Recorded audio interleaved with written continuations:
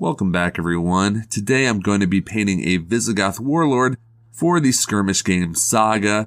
I've recently got back into the game after having to do some preparation to be on Wisco Tabletop's Saga Thorsday. Wisco Tabletop is an excellent channel dedicated to Saga. He has tons of battle reports and faction reviews and anything you would possibly want if you're into the game Saga. And preparing for that made me realize how much I love that game system. On its surface, it seems like a pretty simple skirmish game, but there's a lot of depth with the battle board and resource management, and I really think it's a very underappreciated game.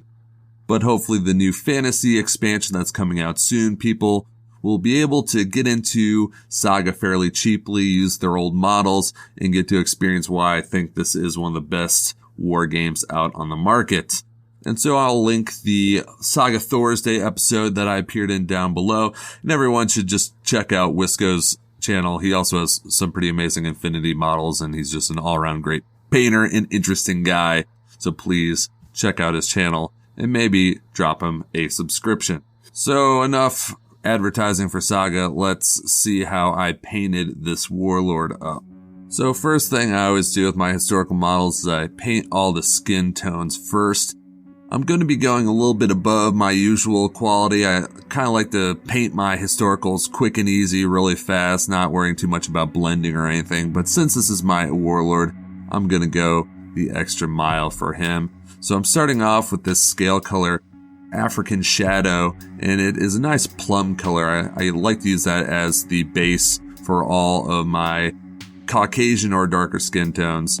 And so I'm just going to cover the entire model with this. And I really love the scale 75 scale color skin tones. They are fantastic. I think I've tried every skin tone on the market, and I really don't think you can beat these guys. If you buy the pack, the skin tone pack, there's like 7 different paints, and they all work really well with one another. I mean, they all layer one on top of the other perfectly. So here I'm using the basic skin tone, which is kind of a tan skin tone with a little bit of hints of yellow and red in there. It's a really nice deep color. I'm just going over that plum color, and I'll be coating pretty much all the skin that's not in a deep recess or in the shadow. I'm not going to paint the eye sockets or right around the nose. I'm going to leave a little bit of that plum African Shadow showing through. And then we're going to go on to the next color in the triad, which here is a pink skin tone. This guy, after all, he's a Visigoth. He's a Germanic person, so he's going to have a pretty light skin tone to him. And here I'm going to start kind of highlighting. I'm not going to cover all the areas of the skin with this, only the areas that are catching some light. All right, on the hands, I'm going to focus on the top portions of the hands here that are showing, covering all those, but not really touching the fingers that are wrapped around the axe handle. So now I'm going to use the pale skin tone to just hit the highest points on the face, places like the very tip of the nose, the ridge of the eyebrow, the bottom lip, and just picking out again the places I know that light's going to hit. And here you'll notice I'm not watering my paints down very much. I'm using them pretty thick.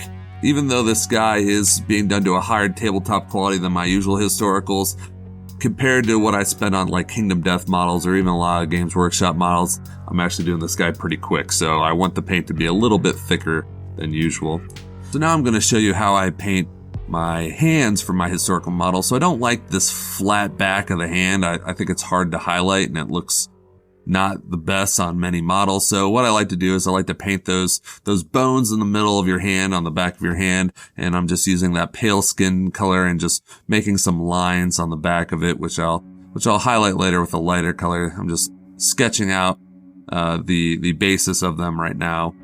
And then I'm doing my final highlight. It's mostly just ivory with a little bit of that pale skin tone mixed in, and here I'm basically just putting dots at the very end of the nose, dots on the high cheekbone, dots at the top of the forehead there. And then I'm going to also use this color to make knuckles on my hands, and then just put a dot in the middle of those lines I drew just to kind of give a little bit of a highlight there on the hands. And our skin tone will be done. This guy, since he had a beard, was actually pretty easy to paint those skin tones rather quickly. And then to kind of blend all those layers together, I did take a little glaze of Indian Shadow. It's like the scarlet red skin color that again comes from scale 75. And I just watered that down quite a bit and just ran that over the top just so that there wouldn't be too stark of contrast between my layers of paint. Because again, I kind of kept them pretty thick. And so now we're going to paint his hair. And since this is the Red Beard Baron channel, let's give this guy some red hair and also show you how to paint red hair. I often see people painting it incorrectly, not looking very realistic. So here you go. Here's how to paint red hair coming from a redhead. So first we're going to start with a brown. This is just brown leather. And I'm going to base coat, his hair and his beard with this color. Most redheads, again, if you see especially older redheads, they kind of turn into brunettes. That's kind of the basis of our hair, is actually brown more than red or bright orange like I often see. And then to highlight this, I'm taking orange leather, again another scale 75 color, and I'm using just the side of my brush just to overbrush his hair. It has some texture and this will catch it, and you'll be able to see there kind of a stark contrast between that dark leather brown and this lighter orange brown here. We'll work our way up to more of a natural redhead color here. You'll start to see again the orange coming through more and more as we build it up. But what you want to avoid is just using really any reds, and especially any bright reds. It looks really, really fake. And then I took some orange red, some burnt orange, I guess you would say, and I mixed it into that orange leather, and that's going to be my highlight. And here I'm just picking out places that I know light's going to hit. It's going to be a fairly generous highlight, so I'd say about a third of the hair I will cover with this paint, again using the side of my brush to pick up that texture that's sculpted on the model, and focusing mostly at the top of his head. And then finally, for a very high highlight, I took that mixture of that burnt orange and that orange leather. Then I brought in a little bit of kind of Naples yellow, kind of a dark yellow color, mix that in. And here again, I'm only going to be hitting the highest highlights at the top of his head, wherever I have some nice texture on the model jutting out. I'm just going to touch it with the side of the brush and get the highlight on there. And we'll have a pretty realistic looking redhead here that isn't bright orange or bright red and doesn't look too cartoony. So there you go, there's some red hair. So now let's move on to his armor. I'll show you how I paint bronze and brass armor on my historical miniature. So I'm going to start off with that leather brown that I used for the hair. And here I'm just going to plate all of his scale armor. I don't like to jump straight into metallics whenever I'm doing bronze. I like it to have a nice dark brown base coat. I think it turns out a little more realistic than just trying to paint bronze paint over gray or white. And so now I'm going to be going over that leather brown here with Vallejo's metal color copper. And what I love about the metal color range is it's very thin, and the metallic pigment in the paint is super fine. You can shoot it through an airbrush. It dries really nice and thin and flat. You don't get any little metal chunks in it like you do with some other cheap metallic paints. And to highlight that, I'm going to take a little bit of the gold and I'm going to mix it into the copper to kind of get this mid-tone color. And I'm going to be hitting, I guess, the bottom 2/3 of each scale. I want a little bit of that copper color to show through. And once I'm finished with that, I'm going to take just the pure gold and hit the very bottom of each scale. And then I am going to go back with that brown leather again and just tidy up the scales and kind of, I guess, black line in between the different rows of scales to bring out the contrast. And then I'm going to show you kind of a new technique I've started using. I'm going to take some pure white and I'm going to run it down a line down all the scales there in the center. This is a non-metallic metal kind of technique where you're thinking of where the light's hitting and light is going to be bouncing down this scale armor here. And so I'm just going to simulate that with some pure white. And from a distance, it will look like it's a really shining brass armor here. Then we'll go ahead and paint the male portions of the armor here. I'm just taking here, again, this is Vallejo's metal color paint. This is gunmetal, which is about this kind of very dark steel color. and I'm going to use that as kind of my base color for all this mail. And I'm going to start with my first highlight here on the mail with just some silver. It's again another metal color by Vallejo, just picking out the spots where I know that light is going to hit it. Then I'm going to go and I'm going to highlight that with aluminum, which is kind of this very high chrome color. And then just like with the scale armor, I'm taking some pure white and I'm hitting areas that I know that light's hitting it to just draw out that contrast, make it look like it's really bright armor in the sun. It's kind of again, a non-metallic metal technique. And then I'm taking a little bit of black paint and just going around the edges.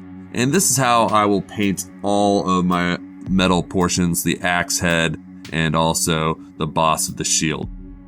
So now we are going to move on to painting the tunic, and I wanted a purple color, but I was having difficulty really getting a color I was happy with. I started with a kind of violet color, and I wasn't really happy with that, so I went over it with kind of a really dark red to bring out more of a reddish burgundy color, and that's kind of what I stuck with. And then I decided to take that burgundy color and to highlight it by mixing a little bit of scarlet in there. And I just increasingly added that into the burgundy until I actually got a pretty bright purple that I used as an edge highlight. I wasn't completely happy with it in the end, but I think it mixed well with the other colors on the model, so I kept it. Then we're just going to do some pants here, and I'm going to take a dark and a light gray. I'm going to wet blend them together to get a nice easy base. Then I'm going to go ahead and I'm going to highlight with a intermediate gray, kind of this bluish gray. And again, I'll take some of the darker paint and wet blend it in there to get a nice subtle blend.